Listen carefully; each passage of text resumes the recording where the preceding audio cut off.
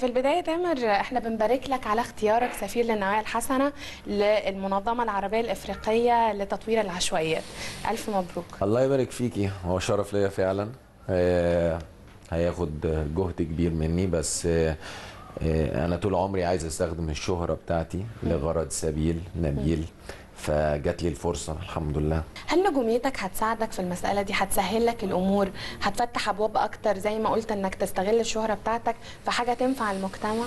انا هقول لك حاجة، يعني انا ما كنتش متخيل ان الشهرة او النجومية دي يعني هتفرق، بس هي بتفرق جامد جدا، بتفرق في مقابلات، بتفرق في رد فعل الناس، بتفرق في، واهم حاجة، تفاؤل الناس اللي عايشة في العشوائيات.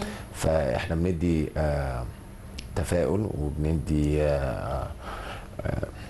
يعني كل واحد فينا بيحلم بحاجة. فلما انا بخش في المنظمه دي او اروح اقابل الناس دي، بتفرق معاهم، هي بتفرق معاهم، بس ان انا اقعد واتكلم معاهم اي حد فينا، بس بما ان انا عندي شهره برضه يعني والحمد لله استغلها بقى.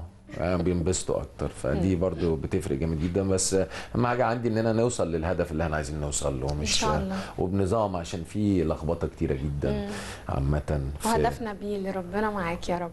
خلينا نبدأ من آيس كريم في جليم. أنت بتاكل آيس كريم في العربية؟ ده قبل بقى التمثيل. فتحت نفسنا كلنا على الآيس اه كريم. هو كنت صغير الفيلم جدا. ده كان بالنسبه لي يعني التجربه كانت مأساة. كرهتني في التمثيل.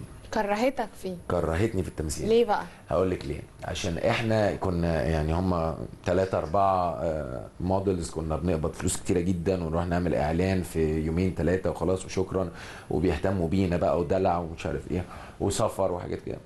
ف جم اللي عايزين ينتجوا ايس كريم في جليم، مش فاكر كان انتاج مين، طلبوا من حد يجيب التوب مودلز في مصر يخشوا في الفيلم، كل واحد كان له دور. فاحنا كنا المفروض بن طارد عمرو. فهي مطارده بس، وبعد كده هي هياخدوا البنات دي مننا كده أيوة. ويلا. بس ان انا اعمل ده كان بالنسبه لي يعني، طبعا احنا دلوقتي ادرى بالموضوع ده، بس قعدت 12 ساعه يعني لا قعدت اكتر، قعدت من 9 الصبح ل 12 بالليل عشان اصور المشهد عذاب. ولا الاثنين اللي انا ماشي. فكرهت التمثيل، قلت ايه ده.